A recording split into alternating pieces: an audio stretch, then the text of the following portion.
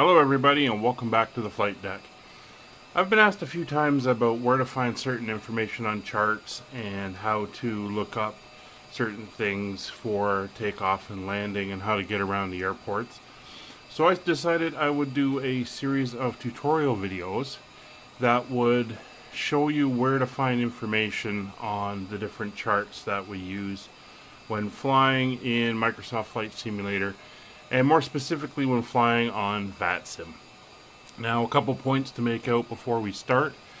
I am not a trained IFR pilot. My flying was only ever done VFR, so I've never been formally trained on how to read and interpret these charts. But I have learned from real pilots. I have learned from years of simming experience and reading through them and asking questions. So this is how I read them and the information I get from them. I may not know everything that's on these charts, but I know enough to get by in the sim, and I know where to find, pretty much all of the information you're going to need to successfully fly in Flight Sim and on VATSIM as well. So we're going to break this series up into a number of parts. We'll cover the charts that you use when you're at an airport for both your departure and arrival procedures on the ground. We'll do another one on your departure. We'll do one on the arrivals, and then another one for a typical ILS landing. As I am from the Toronto area, we will be using the charts from Pearson International Airport, the big major Toronto airport. So the information, it will be specific to that airport. However, the general layout and everything is identical for airports around the world. So I hope you find this interesting and informative. If you do, please consider subscribing, hitting the like button on the videos. Leave a comment below if you want more of these types of tutorials. I always take that into consideration when coming up with these ideas, and we will take a look at doing them moving forward. So without further ado, let's get into this video. In the last video, we covered everything on the ground, what you need to get around the airport and get yourself down to the runway. We're now going to take a look at the departure charts, which are known as the SIDs, meaning Standard Instrument Departure. And we will start with the chart here for Toronto. So this is the departure chart, the new GOP 5 departure. As you can see, it does not connect directly to the runway, but you would be vectored to it by air traffic control at some point. It is a departure that heads northwest away from the Toronto International Airport.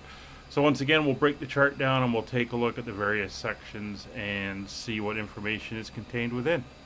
So starting at the top, once again, on the left we see the airport identifier, CYYZ, and the airport name, Toronto Pearson International. On the right, again, you have the Jepson charts. Tells you what city we're in, Toronto, Ontario. It says it's an RNAV SID.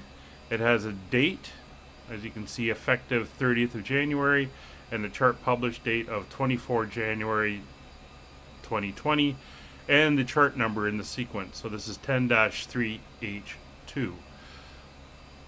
Moving on to the upper right corner of the chart, there's some information here that comes in very useful. First is the Toronto departure frequencies. So you're going to get assigned one of those two frequencies by tower as you depart, and it also has the airport elevation. At the bottom of that box, you can see the departure name, the NUGUP 5 departure. And in the center is information that you're going to need, such as your transition altitude and other notes for this departure. It says radar required, non-jet aircraft only, for use with GNSS equipped aircraft. So there's some other notes in there as well. So this is where you're going to find specific things. One of them to notice, it says for non-jet aircraft only. So this would be used by turboprops like the Q400s and stuff like that. You would not find any airliners using this particular departure. Moving down to the bottom left, there's some information about the departure. You can see it gives you specific climb gradients for the various runways that you're going off of, and what your rate of climb should be given a certain speed. And these are minimums to ensure that you're climbing out on the profiles that are expected. There's notification for lost comms procedure, and at the bottom it has a text description of each departure for each runway that this would be in use for. So these would be used for the east-west runways, as you can see by the diagram, which we'll get to in a minute. And it basically tells you unless otherwise assigned, and then you follow these procedures. And then located on the main part of the chart is a description showing you the actual departure. You have your headings out from each of the runways that are listed below, and it gives you your waypoints for the said heading out. And as with a lot of these, as the distances get greater, you'll find sections of it are not to scale, but it shows you the waypoints, your headings, and your distances between waypoints. You would also find any restrictions on this section. You can see down by the airport in the bottom right corner, it has notes saying that you will fly runway heading until you reach 1,000 feet or 1,100 feet, depending on which runway you're on, and then you will turn to the specific heading that it's indicating. So this is how you get off the ground and you get up to the jetways, the highway in the sky. So if we look at the upper left, either Musset or Otnik would be your final points, and those would be your connecting points into the airways. So what I'm going to do is we're going to take a look now at an airway chart so you can see how that looks. So this is a section of airways that you would find. This current one is centered over Chicago, Illinois in the United States. And what you have here are airways crisscrossing the land, and you would have waypoints on them. Some of the waypoints are intersections where multiple airways come together. Others can just be where the airway makes a turn, but each one of them is laid out. So the black bars are the names of the airways, and then your intersections are those waypoints that you'll always see us talking about. Waypoints follow a specific format. Almost always they are 5 letters long, so it could be horse or mouse or WhatsApp or Omni with 2 Y's, something like that. So you can always tell that that is a waypoint used for navigation. If you're going to a VOR and you're using the VOR as a point, they're usually 3 letters. So the ones around Toronto or YYZ, there's an MNS north of Toronto. They're very common, and you'll see them by 3 letters. And there are sometimes other ones that you may see as well, but those are the majority of them. And these crisscross the world. So this is where you're linking into the highway. So once you get up and cruise, you're now flying along your route that you've programmed in. And there could be a few, or depending on how complicated your route is, you could have many of these waypoints listed out. A lot of times when you program in, it'll be something like go from waypoint house, House,